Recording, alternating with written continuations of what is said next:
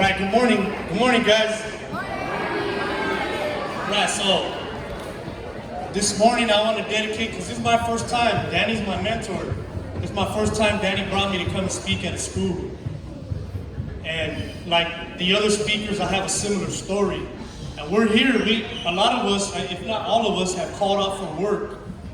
We didn't go to work today so that we could be here with you guys, because we love you guys. We may not know you personally, but we care about you guys. We want you guys are the next generation. We want you guys to not have to be like us or have to go through these experiences, because most of us are lucky to be here, lucky to be alive today. So I'm going to dedicate this to my brother, and I'll tell you why when I get to that slide. But before I do, man, I want to feel the energy in this room right here. So when I say one time, I want to hear you guys clap nice and loud and give me a stomp at the same time, like that. All right? When I say one time, when I say it, hold on. All right, all together now. One time, two times, three times. That's right, man. I feel it. You guys are very powerful. Don't ever forget that. Everything you guys need in life is right here. If you use it. You guys right now, this morning, in this school, is the best thing for you in your life. Education is number one. Number one in life, you're gonna need your education. Because see, when you don't get educated, when you don't understand, you make bad decisions. You make uneducated decisions. And that's what I'm going to talk about this morning. From number to name to dignity. That was Nelson Mandela. He did 27 years in prison. He started at the bottom, and he worked all the way. He did all that time and became the president of South Africa because he used this. He learned to use this.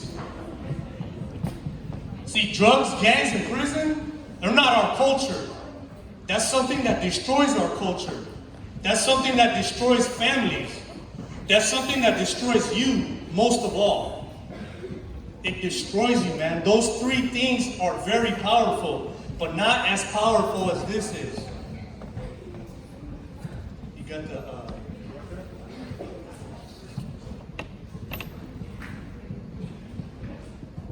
Okay, so this is me, 1986.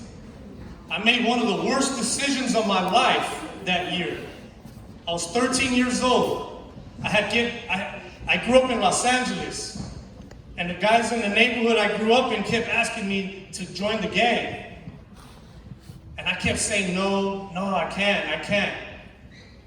But eventually one day, I was hanging out with them. They started giving me some alcohol, and I started drinking. And if you don't know, now you know, alcohol messes your decision-making up. And as I kept drinking, where I should have said no that one more time, I decided to say yes. And as I drank, and I told them yes, I got jumped into the gang that day. But see, you don't understand what you got yourself into. Because at that age, you think it's all fun. You watch the TV, you watch, all those fake ideas about what gangs are about, what drugs are about, what prison is about, what juvenile hall is about. It's none of the things people are telling you. See, people only tell you the little fraction of the truth. And most of the time, even that's a lie. They only tell you, like, oh, I was in there hanging out with this person, or we were having fun. They don't tell you about all the hurt and the pain and the misery and the loneliness that it causes to you and your family. Most of these guys, like you heard earlier, most of these guys that are in this picture are dead or doing life in prison.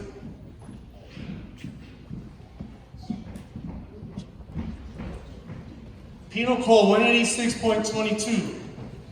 Anybody ever heard of that? Penal Code .186.22. See, that's what we're here for, because I'm going to go back to it. You guys are the most powerful thing in this room right now. It's not us. We ain't telling you nothing that are giving you anything you don't already have. All we're doing is educating you about some other parts of life that are out there, about the bad decisions, so that you don't make those same decisions. But other than that, you guys have all the power right here, man, right in your mind. So anyone who willfully participates in a gang activities or joins together with members of a gang while carrying out a crime can be found guilty of violating gang enhancement laws. See, there's gang enhancement laws, meaning not only if you commit a crime, like do a robbery, steal something, hurt somebody, kill somebody, on top of that crime, you could get what they call gang enhancement. That means if you go steal something and they're going to sentence you to 2 years, now because you hang out with the gang, now because you're from that gang, because you've been documented as a gang member, you're not going to get more time on top of that. So, and it varies. You can get anywhere from 6 months to 2 years, to 10 years, to 20 years, to 25 years to life added to your time. See, when I was 13 years old, nobody told me this. Nobody said, hey man, if you join the gang, that day when they were giving me the alcohol, they never said, hey, if you join the gang, you gotta be careful, because if you get arrested for a crime, they're gonna give you another 20 years. Nobody told me that. They just told me the lies to get me to get into the gang. That's me right here, right before I went to prison. This is in the cemetery. They were burying my friend. He was 16 years old when he was murdered. Everybody on the top row, these are the guys I ran with when I was 13, 14, 15, 16 years old.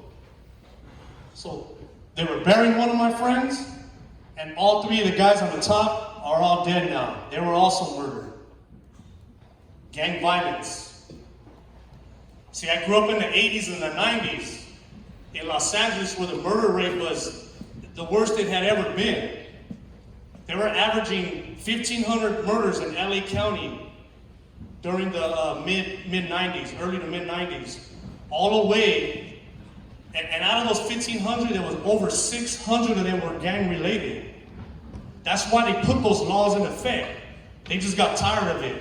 People got tired of their kids being killed, of the shooting, the drive-by shootings. People were just tired of it. And they voted into all these laws. And a lot of people didn't realize what they were voting in, because some of their kids ended up being affected by some of these laws. And now they're starting to change them. Some of those that they're changing, I'm here this morning because some of those changes. And I'll talk a little bit about that. FI card. Anybody heard of an FI card? Field identification card? Another thing nobody told me.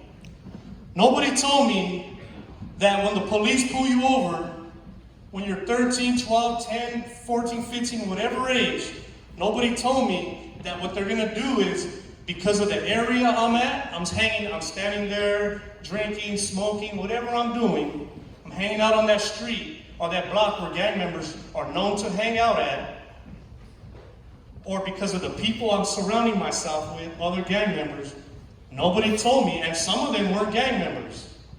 Nobody told me that when the police pull up, they're going to put us all in the hood, they're going to get all of our names, they're going to take a picture of you,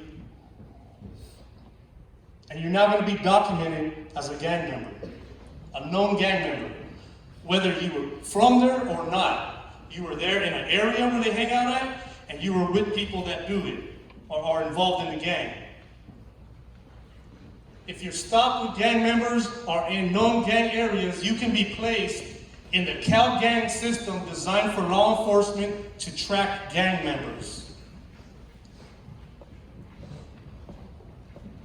Okay, I'm gonna go back to school because see, I was one of those guys that didn't participate in school. I didn't raise my hand, sat in the back and made fun of anybody that did participate or come up here and do things like this. I dropped out in 6th grade, continuation school, recruited into the gang. Those places are breeding grounds. Who's dropping out? 30% of high school students drop out of school. Every year, 1.3 million students drop out. That means 7,000 every day, or 1 in every 26 seconds. Think about just the time you've been sitting here. This is happening right now. Dropout rates: Black 37%, Hispanic 34%, National 25%, White 18%. That's an epidemic. That's a major problem in our society. But you guys have the power to change this by the decisions you make. Common reasons why you join gangs, common reasons why I joined a gang. I fall under all of these categories and drop out of school. Violence at home and in my community. Domestic violence, what Danny was asking about earlier. Drugs in the home or in the community. Raised by single parent. Low income. Lack of positive role models. Teenage pregnancy. Bullying. Lack of supervision at home. Fear. Something we don't, especially boys, don't talk about or don't get raised to talk about. Movies, music, television, social media. Trying to fit in with the wrong crowd. And one of the big ones that they ignore, a lot of people ignore this, is the trauma. So this is what I got. This is my ID picture when I went to prison at the age of 25. Attempted murder. I was sentenced to life with the possibility of parole. Gang enhancement. Going back to what I was telling you. I got 20 years. I had to do 20 years before I even started doing my life sentence. Because I got pulled over. They took a picture of me. And years later, they used that picture and that little card to give me 20 more years on top of that life sentence. Assault with a firearm, I got 6 years. Firing out of a moving vehicle, 2 more years. Felony high-speed chase, 2 more years. In the end, I had to do 20 years first and then start this life sentence. That was in Corcoran prison right there, a few years after I got there. See, the other thing they don't tell you is you're going to hurt a lot of people. This is me and my daughter a couple years after I got to prison. She was 2 years old when I went in. She's 23 now. That's my grandmother. She raised me. She's 80 years old now. This is my mother. This is me, my daughter. This was a couple years ago, this picture. That's me and my mom. I hurt those people. When they come to visit, and you're sitting there with them, and they say, visit's over. And they gotta leave, like, really fast. And they leave crying every time. And I gotta walk away, watching them cry.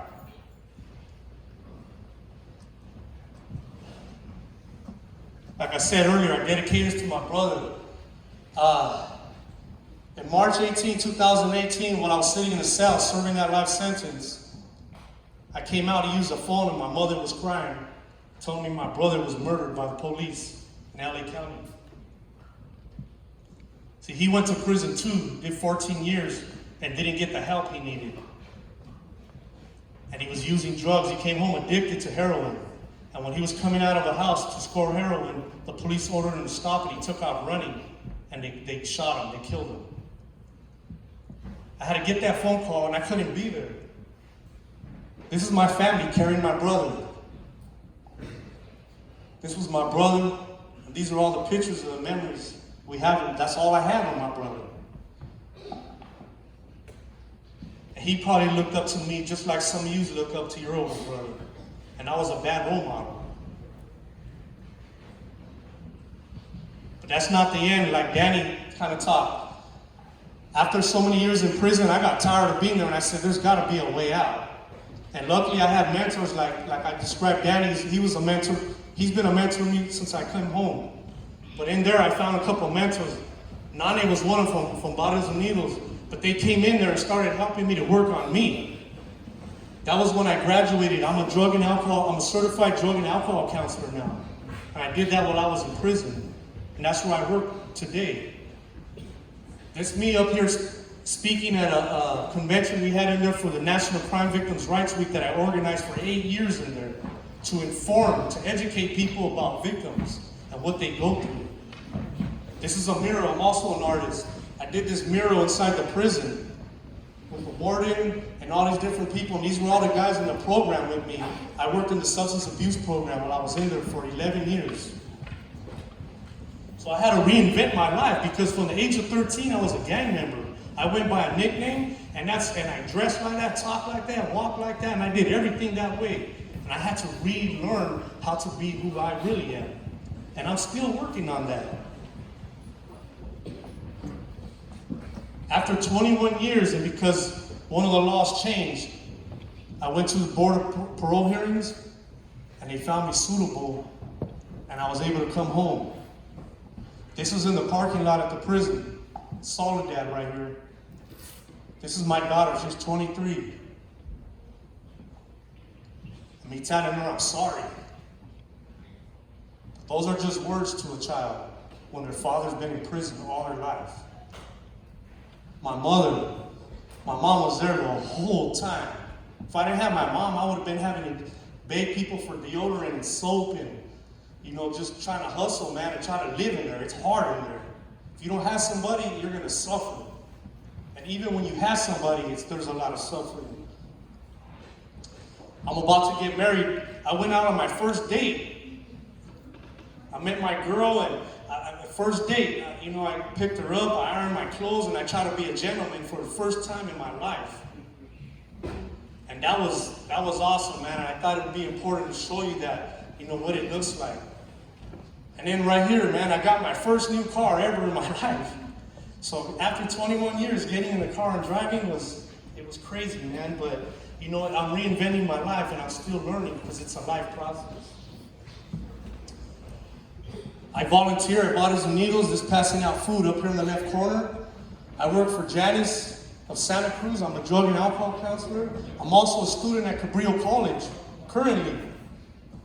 And I go to the sweat lodge. This is Nani from Barrios and Unidos, man. He's my mentor, my elder, everything, man. This guy, he helps me. He's helping me right now make this transition.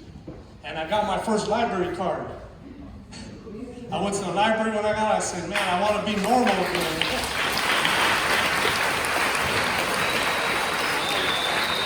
I encourage you guys to read, man. Reading saved my life when I was in there because it's all about knowledge, man. And lastly, I just want to leave you guys that we love you. We're here because we care about you. And you guys are peace warriors, too, because you guys can bring peace to our communities. Thank you very much.